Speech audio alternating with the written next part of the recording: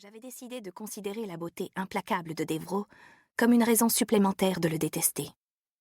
Ce soir-là, plus que jamais, il m'évoquait le petit frère relax de James Bond. Il était tout de noir vêtu, jean moulant, veste et t-shirt senti au col en V qu'il portait en dessous.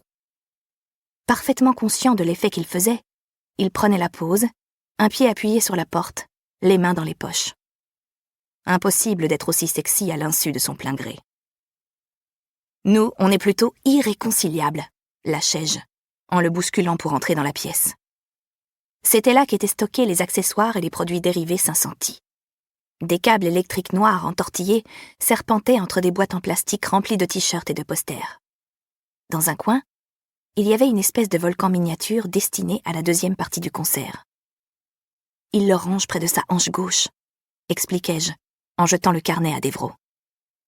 Il ferma la porte et s'empressa de feuilleter le document et de prendre les pages en photo. Le précieux carnet de notes de Cinsanti. Comme tout artiste qui se respecte, il écrivait les idées qui lui passaient par la tête dans ce petit cahier qu'il avait toujours sur lui. Ce qui aurait pu paraître prétentieux si 6 ou 7 des chansons qu'il y avait griffonnées ne lui avaient valu autant de disques de platine l'année passée. L'un des membres de l'organisation voulait mettre la main sur ses toutes dernières créations. J'enfilai le sweat à capuche que Devro avait emporté pour moi dans son sac à dos, et je rassemblai mes tresses en chignon, en faisant de mon mieux pour ignorer son sex-appeal. Si, par malheur, Santi ou l'un de ses assistants découvrait la disparition de son inestimable carnet, j'avais tout intérêt à être un peu moins facile à identifier. Je remarquai un carton de chaussettes Santi noires et rouges derrière une boîte remplie de sweats. Elles iraient à merveille avec mes baskets ornées d'étoiles filantes. Mais elles étaient toutes en XXL. Je soupirai. Éblouissante comme l'aube rougeoyante et mystérieuse comme une nuit sans lune, murmura Devro. J'abaissai la capuche de mon nouveau sweat Santi orange, les joues en feu. Hein? Devro tourna une page du carnet en hochant la tête. Ce sont les paroles.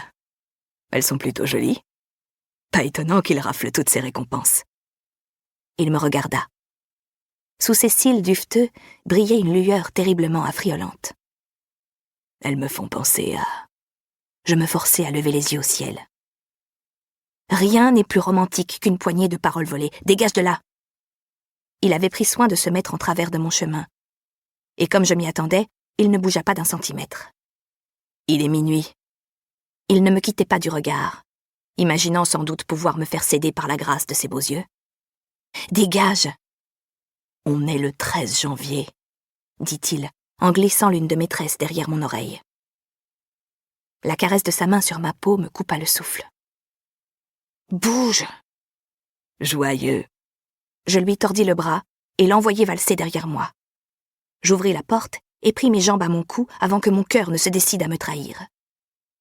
Jusqu'alors, seuls mes proches m'avaient souhaité mon anniversaire. Et maintenant, lui.